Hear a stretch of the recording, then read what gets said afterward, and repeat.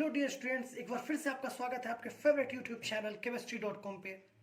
दोस्तों, आज के इस वीडियो में 11th केमिस्ट्री के चैप्टर 1 के एक बहुत ही इंपॉर्टेंट टॉपिक रासायनिक संयोग के नियम के तीसरे लॉ गुणित अनुपात के नियम के बारे में हम बात करेंगे। दोस्तों, गुणित अनुपात का नियम जो था ये किसके द्वारा दिया गया था? जॉन डाल्टन के द्वारा। किसके द्वारा? जॉन डाल्टन के द्वारा, जो कि बहुत ही बड़े क्या थे, एक रसायनज्ञ और साइंटिस्ट थे। और ये लॉ उन्होंने कब दिया था? 1803 ईस्वी, 1813 में। क्लियर है दोस्तों?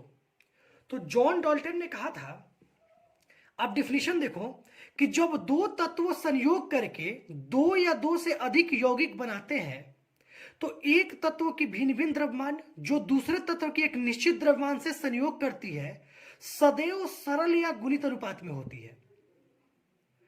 अब दोस्तों, इस चीज को आप इस वीडियो के लास्ट तक बने रहना, फिर मैं आपसे प्रॉमिस करता हूं कि आप लाइफ में कभी इस चीज को नहीं भूल पाओगे, इस लॉ को नहीं भूल पाओगे। आप कभी भी किसी को भी कोई पूछेगा तो आप समझा पाओगे।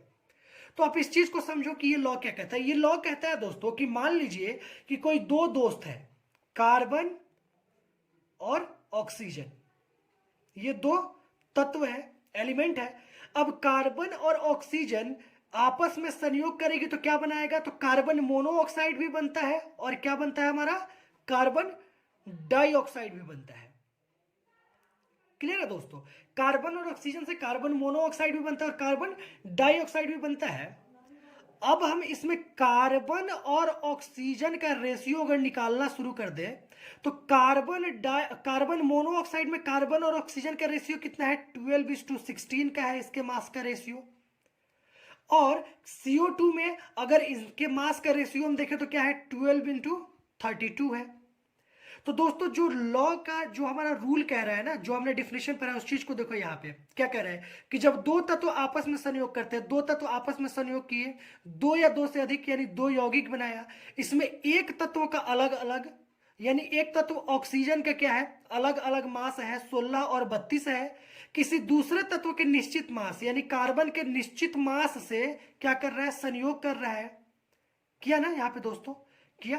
अब इसमें आप देखो कि इनका रेशियो क्या होगा, इनका रेशियो क्या होगा। तो दोस्तों, इनका रेशियो, आप ऑक्सीजन का रेशियो देख लो यहां पे क्या होगा। अगर ऑक्सीजन के रेशियो की बात करें यहां पे, तो ऑक्सीजन का रेशियो क्या है?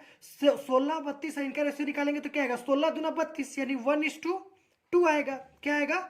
1:2 आएगा। क्लियर है दोस्तों?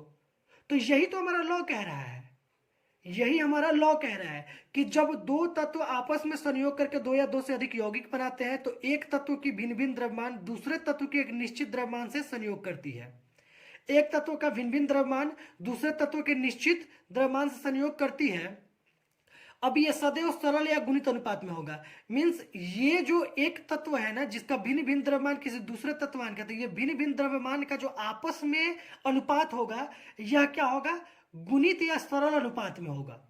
क्लियर है दोस्तों? तो चलो, आई होप सो कि आपको ये वीडियो काफी अच्छे से समझ में आया होगा। नेक्स्ट वीडियोस में मिलते हैं।